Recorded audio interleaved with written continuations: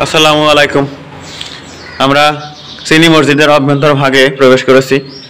এটা আসলে চীনামাটির প্লেট ভেঙে ভেঙে এই ঐতিহাসিক মসজিদ তৈরি করা হয়েছে বলে নাম হলো চীনা মসজিদ বা চিনি মসজিদ।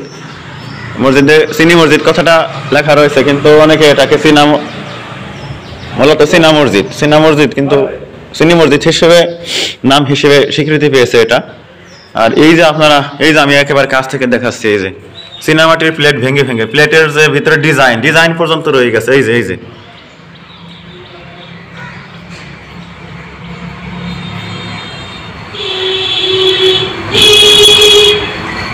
দেখতে পাচ্ছেন, এই যে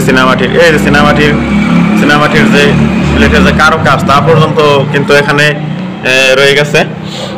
আর কোম্পানির নাম পর্যন্ত, এই যে আমাদের ভাই বললাম যে কোম্পানির নাম আমি আপনাদেরকে দেখানোর চেষ্টা করছি। কই যেন কোম্পানির নামটা? হ্যাঁ, এই যে স্টার, তারপরে কি যেন আছে আর কি, স্টার শিপ এরকম কিছু হতে পারে আর কি, পুরোটা দেখা যাচ্ছে না। এই যে স্টার কথাটা কিন্তু পরিষ্কার দেখা যাচ্ছে। এই যে স্টার মানে কত প্লেট যে এই মসজিদ নির্মাণ করতে ভাঙতে হয়েছে, লাখ লাখ প্লেট। আমার মনে হয় এই মসজিদ তৈরি করার সময় কারিগররা ভেঙেছেন।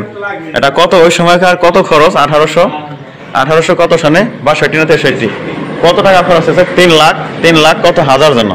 যাই হোক, এখনকার যুগের হিসেবে যে কত কোটি টাকা, কত কয়েক হাজার কোটি টাকা হতে পারে এরকম আমার ধারণা আর কি।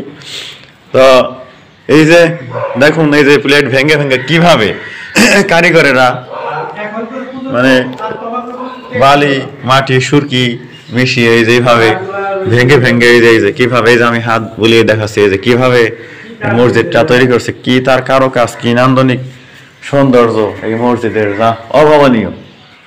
আপনারা এই যে আমি এই যে ভিতরটাও দেখাচ্ছি, ওই যে উপরে ছাদের অংশ, এই যে এখানে দরওয়াজা, এই যে কাঠের দরওয়াজা এখানে লাগানো হয়েছে।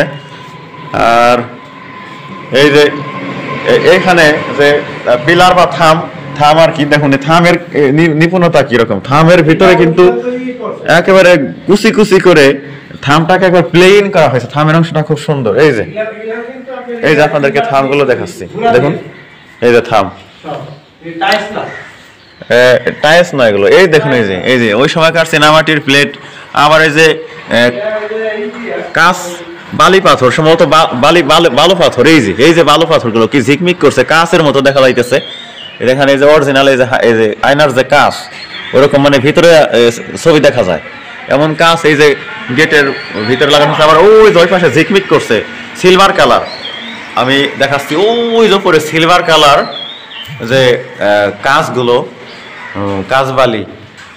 যাই হোক, এগুলো দিয়ে মসজিদটা অনেক সুন্দর করে চাঁদতারা, এই যে চাঁদতারা এখানে স্থাপন করা হয়েছে। ডিজাইন দেওয়ালের সাথে চাঁদতারা ডিজাইন করা হয়েছে। আর দেখুন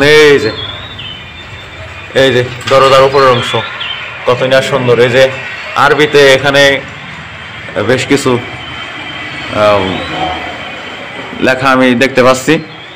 তারপরে এই যে এই গেটেও আরবিতে লেখা আছে।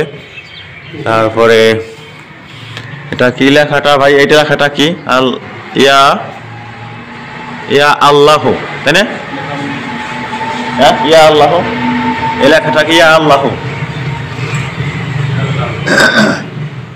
তারপরে আমি এদিকে যাই, দেখুন এই যে কত সুন্দর সুন্দর প্লেট ওই সময়কার।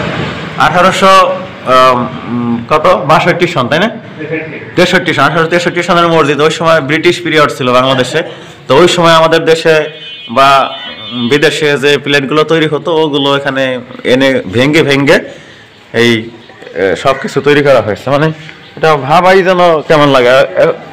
বর্তমান যুগেও কিন্তু এ ধরনের মসজিদ সাধারণত নির্মাণ হয় না বলে আমি আর কি জানি। কারণ হলো অনেক ব্যয়বহুল মসজিদ।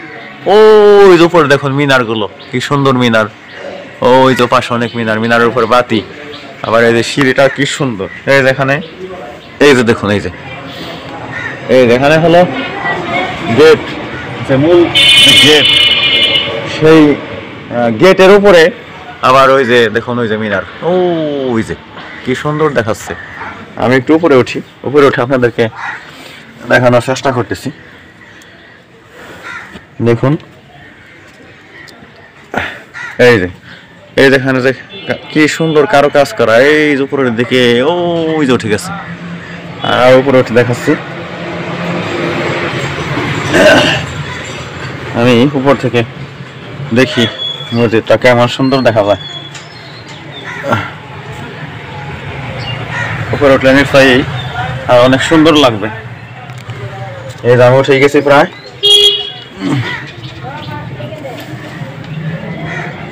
এই যে আমার ভাঙ্গা পানি আমি উপরে উঠে গেলাম। ওই যে দেখুন, ওই যে ভিতর ভাগ দোতলার অংশ পুরোটাই দেখাই দিচ্ছে। ওই যে ওই প্রান্ত, আর এদিকে হলো ওই যে শেষ মাথা দেখতে পাচ্ছেন, আর ওই যে দোতলা এই যে মাইকগুলো সেট করা আছে। উপরে গম্বুজ রয়েছে অনেকগুলো, আমি দেখতে পাচ্ছি একটা বড় গম্বুজ এবং অনেকগুলো ছোট ছোট গম্বুজ পাশে আছে। আর হলো ছোট ছোট মিনার, বড় মিনার, এই যে পাশে মিনার। ওই যে নিচের অংশ দেখুন, ওই যে বারান্দা আমি পুরোটাই দেখাই দিতেছি। আর ওই পাশে ওই যে শেষ প্রান্ত।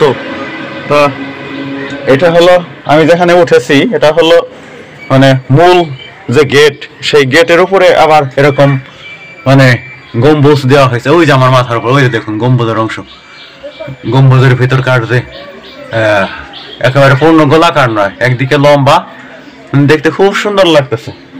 আর সিঁড়িটা নিচের দিকে, ওই যে সিঁড়িটা, ওই যে সিঁড়ি, এই সিঁড়িটা দিয়ে আমি উঠে এসেছি। তা অনেক সুন্দর। দর্শক, আপনাদেরকে অসংখ্য ধন্যবাদ।